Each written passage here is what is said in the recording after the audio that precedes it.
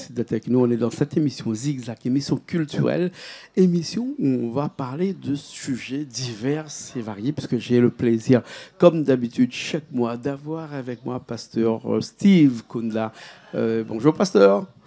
Bonjour Jean-Claude, c'est un plaisir d'être avec toi sur le plateau. Merci de nous faire ce plaisir-là. Aujourd'hui, on va parler d'un sujet qui est, on l'a dit, divers et varié, mais qui est plutôt varié que divers, puisqu'on va parler des gens, on va parler du monde, on va parler de toutes ces personnes qui nous entourent et cette faculté qu'on a, nous les humains, de vivre ensemble, hein, non pas seulement à La Réunion. On va peut-être revenir à La Réunion un petit peu plus tard, mais on va parler d'un point de vue un peu plus généraliste, c'est-à-dire que sur cette terre-là, il existe beaucoup de terres qui n'étaient pas réunis avant, mais qui sont réunis aujourd'hui par le fait qu'on voyage, par le fait qu'il y a des avions, qu'il y a des bateaux qui puissent réunir ces continents, ces pays-là. On se déplace de plus en plus. On se déplace de plus en plus et quand même bien, on s'entend. Hein, comment se fait-il qu'on s'entend aussi bien comme ça aujourd'hui, alors qu'il fut un temps, si on entendait parler d'un pays, de quelqu'un d'un autre pays, on se mettait tout de suite en guerre. Ce racisme, qu'on va dire, non pas de couleur de peau, mais ce racisme de couleur de pays, voilà, qui était avant, n'existe plus ou un petit peu moins aujourd'hui.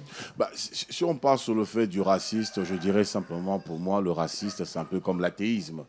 L'athéisme, en fait, c'est simplement la négation d'une certaine vérité. Et le racisme, c'est un peu ça, c'est le refus de l'autre. C'est-à-dire, on veut être dans un déni de l'autre, alors que la personne existe, elle est bien réelle, qu'on fasse avec ou sans, peu importe, cela n'annulera pas l'existence de la personne, des pays, des nations, de l'ensemble des peuples. Mais c'est vrai que sur la base de la question, comment se fait-il qu'on arrive tous à se retrouver? Parce que la Bible dit en vérité, dans le livre de Actes, tous les hommes de la terre, dans Actes chapitre 17, tous les hommes de la terre sont issus d'un seul homme. En vérité, qu'on soit noir, qu'on soit blanc, qu'on soit jaune, en vérité, nous avons tous en fait une seule racine.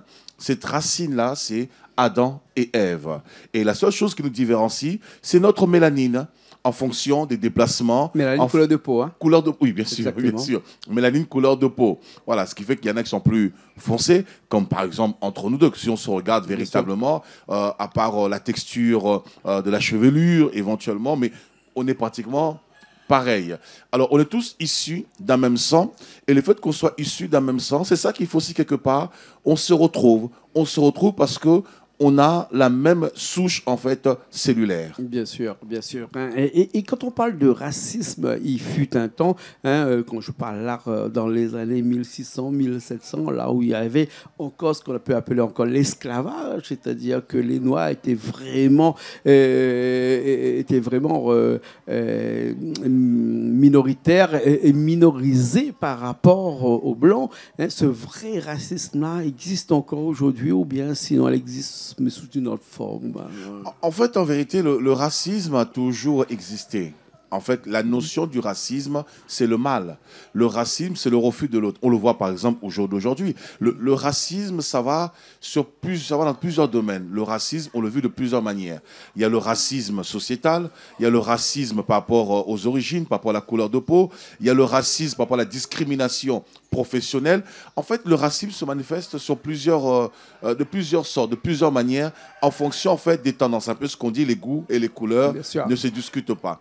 Et c'est vrai qu'au XVIe siècle, par exemple, on met beaucoup l'accent sur la traite négrière, éventuellement le racisme que les Noirs ont connu. Mais si on remonte dans l'histoire, on verra que le premier peuple à avoir pratiqué le racisme, entre guillemets, au travers de l'esclavage, c'est les Noirs eux-mêmes. Ah ouais. Puisque la première dynastie que le monde a connue, c'est la dynastie égyptienne.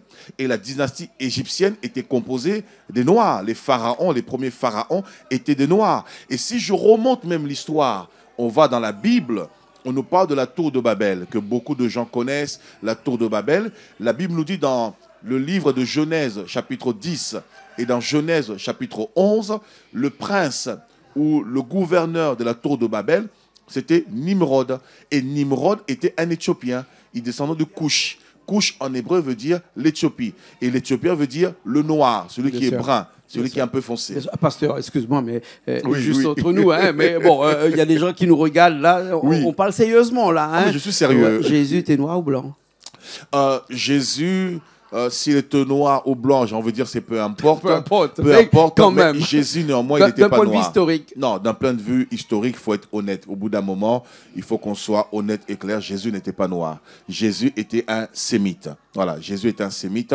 Jésus n'était pas un noir. Jésus était un sémite descendant de Sem. Ouais. Et Jésus vient du Proche-Orient et il n'était pas noir puisque quand on regarde la lignée de Jésus, Jésus est descendant de David. David lui-même déjà, il est dépeint comme un blond. Alors si dans la Bible, dans 1 Samuel chapitre 16, on nous dit que David, c'était un blond avec des beaux yeux, pas forcément des yeux bleus, mais un blond avec des beaux yeux. Alors s'il était blond, Jésus, il y a toute une théorie là-dessus aussi quand même, hein, qui disent que oui, Jésus est né dans un endroit qui est plutôt Afrique du Nord aujourd'hui. Hein, non, Jésus mais vraiment au nord de l'Afrique. Non. Si. Moi, je suis biblique. Ouais. Moi, je suis pasteur, je suis biblique. Ce côté-là, on peut lire la Bible. Dans Michée, chapitre 5, verset 1, on nous dit « Et toi, Bethléem, Ephrata, petite d'entre les milliers. De toi sortira un chef qui pètera toutes les nations. » On dit Bethléem et Ephrata. Bethléem, ça ne se trouve pas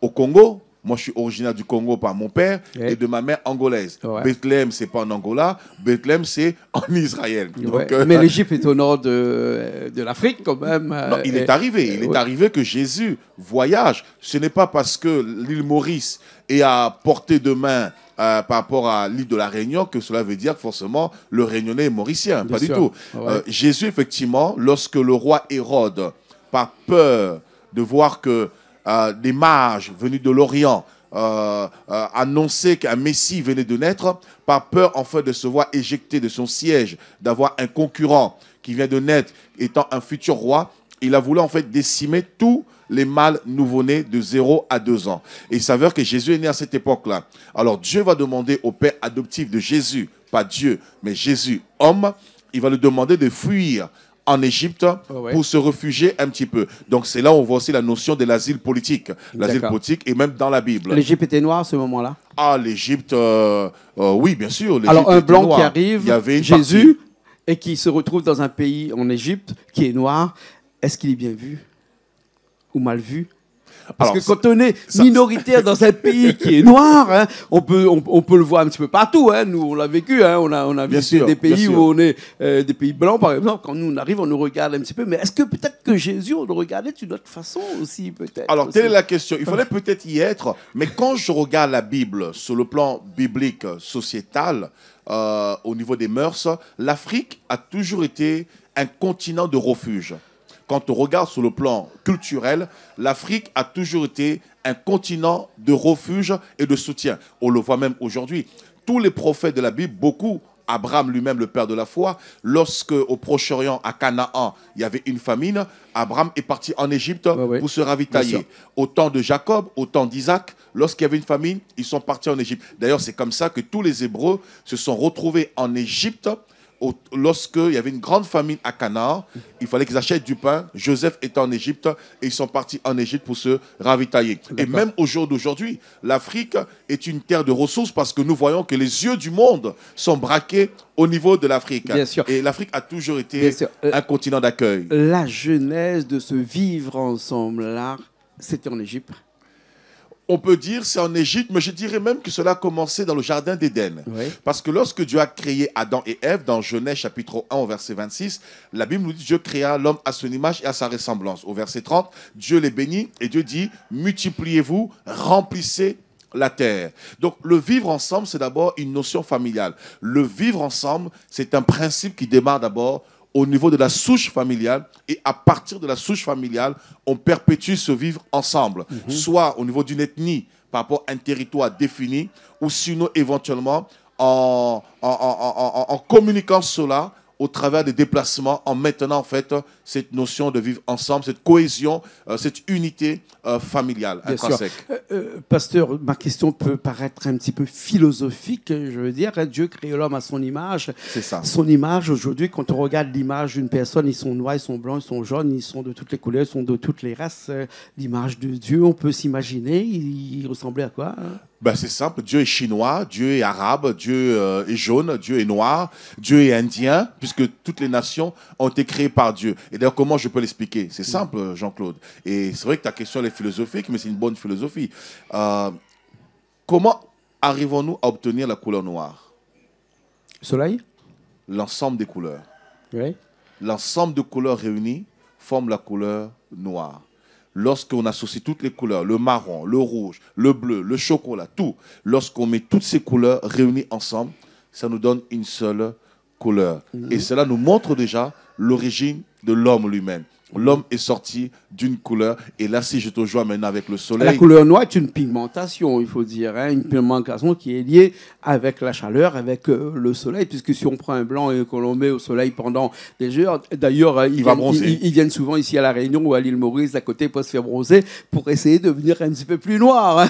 Un peu plus noir, effectivement, bien sûr. Un peu plus noir. Bien sûr. Bon, donc, c'est vrai que le soleil, la chaleur, fait que la pigmentation est différente. Mais quand on parle de l'homme, quand on parle de son âme, quand on parle de son esprit, on fait abstraction, bien entendu, à sa couleur de sa peau, qui n'est pas intrinsèquement liée à ce que l'homme est fondamentalement parlant.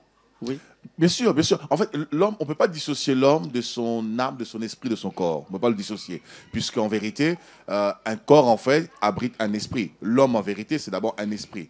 C'est un esprit qui habite un corps. Voilà, un corps, peu importe le type de corps qu'il peut avoir, mais il habite un corps. Et pour revenir à ce que tu disais, lorsqu'on dit que Dieu créa l'homme à son image, en fait, Dieu créa l'homme à son image dans la mesure où Dieu, en fait, a doté à l'homme ses caractéristiques.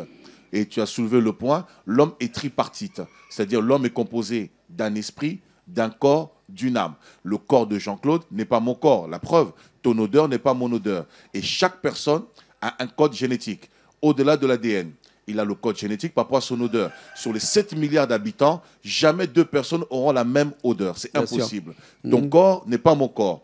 Ton âme n'est pas mon âme. Ton esprit n'est pas mon esprit. Alors, du fait que déjà tu es fait de cette notion de tripartie, esprit, âme et corps, c'est aussi un petit peu la composante de Dieu. Dieu est Père, Esprit et Fils. Donc, quand on dit Dieu créa l'homme à son image, c'est pour dire simplement que Dieu a créé l'homme selon ses attributs. Tout comme un constructeur de véhicule va créer un véhicule et va lui permettre de parler parce que lui-même il parle, mais ça ne veut pas forcément dire le véhicule et le constructeur. Mais le constructeur donne quelques points de ses attributs à ce véhicule-là. Bien sûr, les hommes sont différents les uns des autres, sont très différents d'un point de vue visuel, d'un point de vue odeur, d'un point de vue sonore, etc. Puisque le sonore, c'est quand ils ne parlent pas le même langage, d'un point de vue odeur, parce que un Noir d'Afrique ne sent pas la même odeur qu'un Chinois, etc., etc., etc.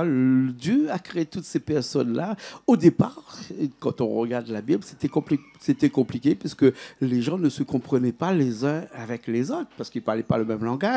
Ils se battaient souvent parce que quand ils voyaient quelqu'un d'autre arriver, ils pensaient que c'était un ennemi, forcément. Donc ils se bagarraient de plus en plus avec... et il n'y a pas longtemps de cela, il y a moins de 2000 ans de cela. Hein. Quand on regarde 2000 ans, c'est une goutte d'eau dans un... Sur le laps de temps. Sur un laps de temps. Hein. Par rapport à l'existence de la création. Si on regarde l'existence de la Terre, par exemple, qui a 4,5 milliards d'années, et si on ramène un livre qui a 4,5 milliards de pages, par exemple, les 20 dernières pages, c'est nous, hein, actuellement, il y a 2000 ans. Hein, ça avançait très, très, très vite. Hein. Comment ça se fait qu'aujourd'hui, c'est pas du 100%, mais on s'entend très bien. Et c'est pour ça que je veux revenir à des îles comme nous ici, qui ont peut-être été un petit peu plus épargnées que les grandes métropoles. Tout à fait, les mégapoles. Les mégapoles. Et ici, on s'entend très, très, très bien ensemble. Qu'est-ce qui fait que ce vivre ensemble qu'on a ici à La Réunion, aujourd'hui, on pense qu'il est exceptionnel? En fait, le vivre ensemble, c'est l'acceptation de l'autre. Et si je retrouve, comme moi je suis un homme de Bible, forcément, j'ai toujours comme référence la Bible. Il y a 4000 ans déjà en arrière, 4000 ans en arrière déjà, les hommes s'entendaient super bien. On nous parle de Babel. Babel qui veut dire lieu de confusion. À Babel, les hommes avaient la même langue. Tu me permets de faire une petite lecture un petit peu? Bien sûr. Voilà, c'est vrai que j'aime toujours un peu... On parle tout le temps de la tour de Babel, on parle tout le temps de tout ça, mais on comprend un petit peu moins ce qui veut vraiment dire la Bible. Le melting pot, en fait, réunionnais, vient de la tour de Babel aussi. Ouais. Hein. Donc, c'est quelque chose qui a déjà existé, mais après, il faut l'acceptation des uns des autres. On nous dit, toute la terre avait une seule langue et les mêmes mots. Genèse, chapitre 11, verset 1. Toute la terre, on dit bien toute la terre. On n'a pas dit au Proche-Orient, au Moyen-Orient, on n'a pas dit en Asie mineure, en Asie du Sud, on n'a pas dit au Septentrion, donc dans l'Occident. Non, on dit toute la terre. Genèse chapitre 11, toute la terre, c'est ma Bible, avait une seule langue et les mêmes mots. Comme ils étaient partis de l'Orient, ils trouvèrent une plaine au pays de Shinéar et ils y habitèrent. Le pays de Shinéar, c'est l'Irak. Ils dirent l'un à l'autre, allons, faisons des briques et cuisons-le au feu. Et la brique leur servit de pierre et le bitume leur servit de ciment. Il dit encore, allons, bâtissons-nous une ville et une tour dont le sommet toucherait au ciel. Et faisons-nous un nom afin que nous ne soyons pas dispersés sur la face de toute la terre. Donc on voit déjà il y a 4000 ans en arrière, les hommes pouvaient se réunir ensemble, toute la terre pouvait se réunir, avoir un même langage, avoir la même vision, la même pensée, pour construire. Donc, c'est la preuve qu'on peut s'entendre. D'ailleurs, c'est ce que la Bible dit dans Amos, chapitre 3, au verset 3. Deux hommes peuvent-ils marcher ensemble sans s'être concertés? En vérité, on peut tous s'entendre. Le vrai problème, c'est que souvent, nous parlons, mais nous ne nous comprenons pas. Ce qui crée la division, c'est que nous parlons, nous échangeons, mais nous ne prenons pas le temps de nous comprendre. Et si on prenait le temps de se comprendre les uns les autres, on rendrait la vie plus facile. D'accord, parce que chaque personne veut être différent et veut être supérieure à l'autre. Hein. Peut-être il y a ça aussi. Il y a chaque personne qui veut se distinguer de l'autre ou peut-être éventuellement démontrer. Mais ici, on voit clairement que malgré l'immensité de la terre, les hommes ont pu s'entendre comme au jour d'aujourd'hui. Nous avons par exemple des langues vivantes ou des langues qui sont prédominantes comme l'anglais par exemple, le mandarin, ainsi de suite. L'italien, parce qu'on a un copain italien qui est là. Oui, l'italien aussi, des langues vivantes qui sont répandues. Oui. Je pense simplement, le vivre ensemble, c'est un choix. Et c'est pourquoi je disais que le vivre ensemble commence au niveau de la souche familiale. On peut avoir un couple qui est marié, un couple qui sont divisés.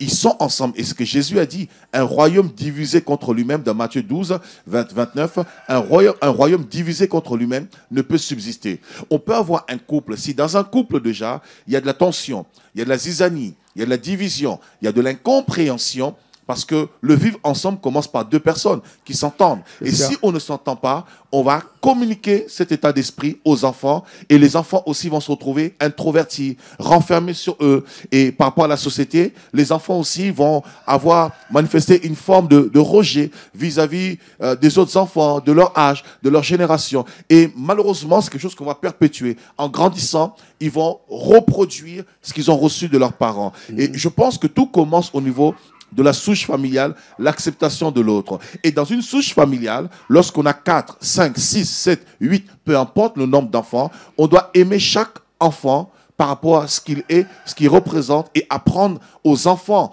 de l'ensemble de la tribu de s'aimer mutuellement malgré leurs différences. Et lorsque déjà on éduque de cette manière, alors lorsqu'ils sortiront dehors, ils vont reproduire la même chose. Et cette chaîne va se perpétuer. Bien sûr, bien sûr. Lorsque beaucoup de personnes qui sont différents visuellement, qui sont différents au niveau du langage, se réunissent au sein d'une seule personne qui est Dieu, ça peut contribuer aussi à se vivre ensemble. Bien sûr, la meilleure façon de vivre ensemble, si je peux le dire ainsi, ça je le dirai toujours. C'est pourquoi tout à l'heure je fais cette métaphore en disant lorsqu'on réunit toutes les couleurs, ça sort la couleur noire. C'est pour dire en vérité, tous les hommes sont sortis d'une seule personne, Adam et Ève, mais Adam lui-même et Ève sont sortis de qui?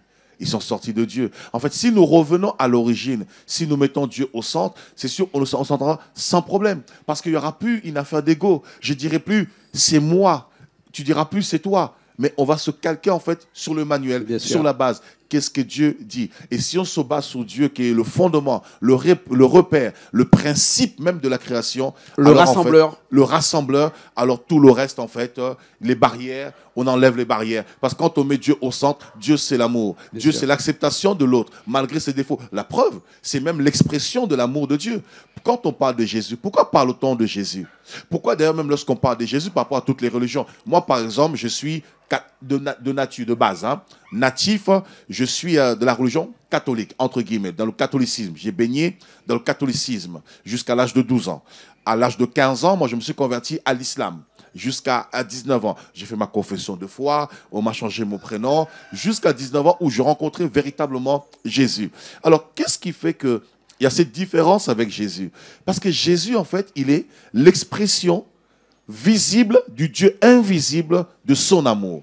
Il est l'expression de l'amour du Dieu invisible devenu visible. C'est-à-dire, visible et physiquement, il manifeste l'amour de Dieu aux hommes pour dire, malgré vos péchés, malgré vos erreurs, malgré vos manquements, Dieu vous aime. Et tout ce que Dieu veut, c'est que vous reveniez à lui. Bien sûr. Et c'est ça qui est merveilleux. Bien sûr, pasteur, pour finir, le dénominateur commun, la personne qu'il faudrait, la chose qu'il faudrait, ou vraiment ce qu'il faudrait faire pour qu'on s'entende le mieux sur cette terre-là. Hein, on a vu ici à La Réunion, ça marche très bien.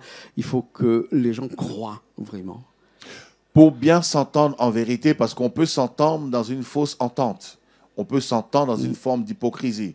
Il faut savoir qu'est-ce qui nous unit. Pour s'entendre, il faut avoir un dénominateur commun. Ça, c'est obligatoire. Si on n'a pas un dénominateur commun, ça sera difficile de s'entendre. On peut juste être dans l'acceptation de l'autre, mais sans forcément se comprendre, si je peux dire ça ainsi. Oui. Et je pense que oui, c'est important. La foi, en fait, nous permet de considérer l'autre comme soi-même. Et Jésus a dit, il nous a donné 2 commandements. Il dit, vous avez appris qu'il y avait 10 commandements. Tu ne tueras pas, tu ne tueras pas, tu ne convoiteras pas la femme de ton prochain. Et Jésus dit, je vous donne 2 commandements nouveaux. Tu aimeras Dieu de tout ton cœur et tu aimeras ton prochain comme toi-même. Et si j'aime Jean-Claude comme moi-même, de la même manière, je ne voudrais jamais me haïr, je ne voudrais jamais être négatif, insol vis-à-vis de moi-même. De la même manière, je ne voudrais jamais être abject vis-à-vis de moi-même, alors je serai aussi de la même manière avec Jean-Claude. Et par conséquent, je ne le ferai pas du mal, je l'aimerai, je lui souhaiterai du bien et je voudrais son bonheur. Et par là, on pourrait avancer sans problème, sans quiétude, sans discorde, sans haine et ainsi de suite. Bien sûr, parce que est-ce que tu penses que vraiment, dans un futur très proche, les gens vont se réconcilier ensemble et que les guerres vont cesser, que les discordes entre les pays vont cesser, les discordes entre les familles vont cesser, les discordes entre frères et sœurs vont cesser, entre frères et frères aussi, puisque lorsqu'il y a un problème entre un frère et un frère, ben les sœurs aussi, ils sont aussi séparés parce qu'ils vont soit avec l'un, soit avec l'autre. Donc, les belles-sœurs aussi, les beaux-frères, les beaux-parents. Voilà. Et ça fait un petit peu comme cette tour de Babel qui existait là. Est-ce qu'on part vraiment dans un futur qui est un futur conquis à la cause du vivre ensemble? Je ne crois pas. Il ne faut pas se leurrer. On n'est pas dans un monde de bisounours. Oui. Voilà. Aussi. Dans l'absolu, c'est ce que Dieu veut. La réalité est que le cœur de l'homme est tortueux. Dans le livre de Jérémie, chapitre 17, la Bible dit « Le cœur de l'homme est tortueux par-dessus tout.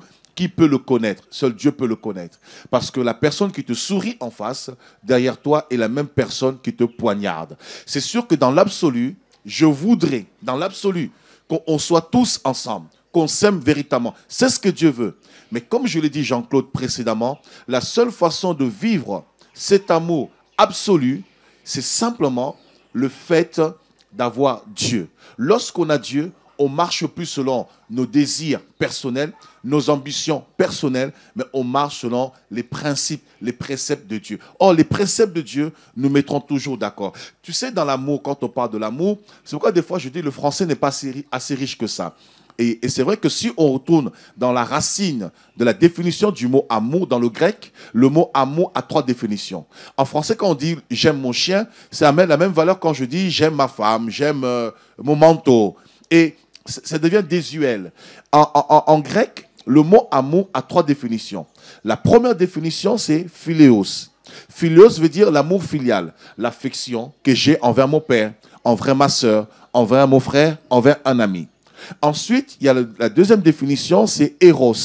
Éros, ce qui donne en français érotique. L'amour érotique, c'est-à-dire l'amour sexuel, l'attirance envers un homme, envers une femme. Et ensuite, il y a la troisième définition, c'est la définition agapéo. Ça, c'est l'amour désintéressé, l'amour divin. Et cet amour désintéressé, il n'y a que Dieu qui puisse nous donner cet amour-là. Pourquoi? Parce que l'amour filial, on peut aimer quelqu'un par un intérêt quelconque. L'amour éros, on va aimer une femme parce qu'elle a des beaux yeux. On va aimer un homme parce qu'il a des muscles, parce qu'il a de l'argent, il a une situation stable, il a une position. Mais ça ne veut pas forcément dire qu'on aime la personne. Voilà pourquoi aujourd'hui, on peut avoir des célébrités dans le monde qui sont beaux, qui sont belles, qui ont de l'argent, qui ont tout à leur portée, mais qui malheureusement, après 1 an de mariage, ça vole en éclats. C'est parce qu'en vérité, il n'y a pas l'amour absolu qu'on appelle en grec l'amour agapéo, l'amour désintéressé, l'amour divin. Oui. Et l'amour désintéressé, c'est aimer la personne, non pour ce qu'elle peut m'apporter, non pour ce qu'elle a, mais pour ce qu'elle est. C'est compliqué, c'est difficile ça. Hein. C'est difficile pour celui qui n'a pas Dieu. Il faut encore quelques années peut-être pour qu'on puisse arriver à ce stade-là de, non, moi, je le vis. Cet amour. Non, moi je le vis, Jean-Claude. Oui, c'est une minorité peut-être, pasteur. C'est vrai, parce que Jésus a dit, large est le chemin qui mène à la perdition, voilà. Étroit et resserré le chemin qui mène à la vie. C'est une minorité, mais on peut faire partie de cette minorité si on ouvre son cœur, on est sensible à l'amour de Dieu. Bien sûr, en tout cas, c'est le vœu que l'on souhaite à toutes ces personnes qui vivent sur cette planète-là. On est à 8 milliards aujourd'hui, et ces 8 milliards de personnes-là puissent vivre cet amour inconditionnel. Inconditionnel. Eh bien, on pourrait peut-être vivre, réaliser ce vivre ensemble que l'on a souhaité depuis le temps et que Dieu souhaite aussi, hein, ce vivre ensemble là, que l'on soit tout le monde lié, comme on dirait en bon latin, in solidum, solidairement liés les uns avec les autres. Mais parce qu'en vérité, on est frères, Jean-Claude. Malgré les années qui nous séparent, malgré les zones géographiques, malgré toutes ces choses, on est frères en vérité. On est issus d'un même sang, tout simplement. Et si on arrive à comprendre cela, on comprendra en fait que ça ne sert à rien de faire la guerre, on peut partager. Tout à l'heure, tu parlais des guerres, par exemple. Aujourd'hui, qu'est-ce qui nous pousse à faire des guerres? C'est parce qu'on veut impérialiser, on veut dominer l'autre, on veut exproprier ce que l'autre a. Mais si réellement on avait l'amour, il n'y aurait plus de guerre. Chacun serait dans son territoire, on échangerait ensemble, on partagerait les richesses et ça porterait un équilibre. Mais tout ça aussi, ça trouve sa source, sa racine dans le péché, bien sûr, le mal. Ça va être le prochain, peut-être, discussion qu'on aura ensemble, qui est comment faire pour sauver notre planète. Il faudrait vraiment qu'on soit solidairement liés, tout le monde, pour pouvoir sauver notre planète qui part un petit peu, quand je parle de planète qui part un petit peu en décadence actuellement, avec le réchauffement de la planète, avec les extinctions des animaux, des espèces, etc. Prochaine fois, on en parle. Avec plaisir, on parlons de la nature et on comprendra pourquoi Dieu a mis Adam dans le jardin d'Éden, parce qu'en fait, Dieu lui-même est le premier représentant du Grenelle de l'environnement. Déjà, et c'est pour ça qu'on faudra qu'on en discute pour savoir que tout le monde faudra qu'il soit solidairement lié, tout le monde, pour que tout le monde puisse avoir une seule pensée. Une unique pensée, c'est sauver notre planète et tous se réunir devant notre Dieu. Hein? Merci beaucoup, pasteur. Merci. Si je peux me permettre, Jean-Claude, juste un mot de la fin. Le 28, je m'adresse vraiment à cette caméra, toutes les personnes qui nous suivent. Je vous invite nombreux. Le samedi 28 et le dimanche 29 septembre, nous aurons la 3e édition de la conférence nationale de l'Évangile et on recevra un réunionnais qui s'est expatrié à l'étranger au Canada et qui reviendra après 11 ans d'absence. Et ça sera un moment unique, merveilleux. Ne manquez pas ce moment. Ça sera au 128 rue du Wacky, à la rivière Saint-Louis. Vous pouvez nous contacter au 06 92 32 14 30 ou au 06 93 44 51 31. Vous ne manquerez pas d'être bénis. Ne ratez pas ce moment qui va être un événement spécial suivi d'un concert sur 2 jours. Ça sera waouh. Ne ratez pas cela. Merci beaucoup, pasteur Steve Kunda. Au plaisir. Merci à Christelle qui était à la régie aujourd'hui avec nous, puisque Richard est absent actuellement. Et nous, on se retrouve la semaine prochaine dans de nouvelles émissions Zigzag, bien sûr, sur Canal Austral.